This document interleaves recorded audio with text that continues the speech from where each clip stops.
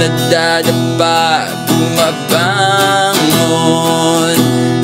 gaya ng puno, hindi pumapalag. Siguro ito na yung isa sa mga paborito kong parte ng lalaki na pag-usapan, ang muscle. Buti ito na yung nabunot ngayon, no? Ang unang tanong na ating sasagutin tungkol sa muscle ay ito: sobra ba ang pag-exercise ko? Status ko muna, no? Ano ba yung nangyayari sa ngayon? Ako, personally, pag nag-exercise every week, nakakailan ba ako? Ang minimum ko kasi, pag marami talaga akong ginagawa sa trabaho at pag-aaral, pati sa aking ministeryo sa simbahan, minimum, dapat makadalawang oras ako. Starting next week, kapag nagsimula na yung ulit yung martial arts training ko, makaka-4 na oras na ako kada linggo. At yun na yung magiging bagong bare minimum ko, 4 hours per week. Kapag kaya ng schedule, mas lalo na kapag bakasyon, nakaka-ano ako niyan. Kung mula isang araw lang hanggang maka-4 man lang ako na araw sa isang linggo. Tapos, so isang araw doon, 2 oras. Tapos yung 3 ibang mga araw, tig isang oras. So, 5 hours per week yung standard ko kapag bakasyon ako mula sa trabaho. Since teacher naman ako, may ganun akong luho. 6 na linggo na walang trabaho sa school. Kundi pagpangalaga lang sa sarili at kung may trabaho man, sa bahay at saka sa church nga. So, sobra ba yun? Okay. Paano ba magiging sobra o kulang ang exercise? Depende na kasi yun sa katawan mo, no? Sa kung papaano siguro mag-respond yung katawan mo sa exercise. Kasi ayon sa isang fitness coach na narinig ko sa isang podcast, hindi lahat ng mga katawan kasi mabilis ang pag-respond sa exercise. Kaya tagapin natin na may mga iba, kailangan talaga ng karagdagang oras sa pag-workout para makapag-build ng muscle o makapag-lose ng weight, etc. Well, yun naman kasi karamihan na concern, no? Yung makapagbawas ng timbang, kaya nag-exercise. Sa iba naman, ang concern makapag-bulk up, yung magkaroon ng mas malalaking muscle. Kasi siguro gusto sumali sa isang contest, let's say bodybuilding contest, mga ganun ba? Magiging sobra lang yung pag-exercise kapag masyado mo nang sinagad yung sarili mo na hindi mo na binigyan ng chance ang muscle mo na makarecover. Tandaan na sa bawat pag-exercise mo, kailangan mo maglaan ng recovery time para lumaki ang iyong muscle at lumakas ka talaga. In the literal sense of the word. Mahalaga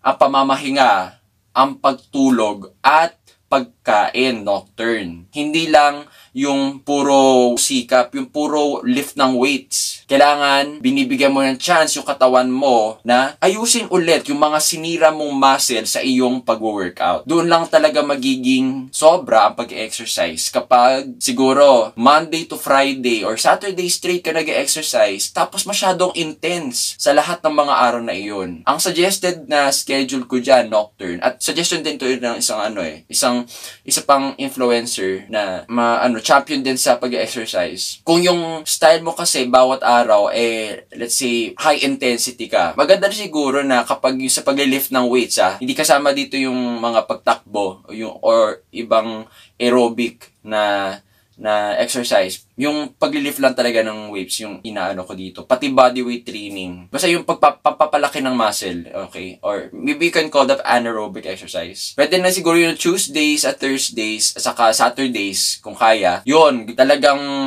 i-boost mo lahat, o halos lahat, sa pag-lift na weight. Tapos Monday, Wednesday, Friday, MWF mo, yun na yung pagtakbo, yung mga hindi masyado ginagamit, yung walang masyado pagbubuhat. Yun na yung pahinga ng muscle mo. So, yun na yung ilaan mo, yung MWF sa pagtakbo, o sa case ko, martial arts training. Ako, ginagawa ko kasi salitan. At saka pag nagwa-weights ako, may assigned muscle group ako on that day. Pag sa home workout, pero kapag nasa gym ako, whole body workout. Kaya mula legs hanggang sa ko, mini-workout ko talaga pag gym day ko. Pag home workout, selected muscle groups lang kada araw. So, yun lang. Yun, sagot ko ba ang tanong mo kung kailan ba nagiging sobra ang pag-exercise? Basta yun yung gauge mo kapag let's say naglaan ka ng 2 oras sa pag-exercise, dapat tapatan mo yan ng 2 oras ng pamamahinga. Well, dapat higit pa doon kasi kasama dyan yung pagtulog at saka pagkain. So, tansyahin mo nila, makinig ka na lang sa iyong katawan. Kapag naglaan ka ng ganong mga oras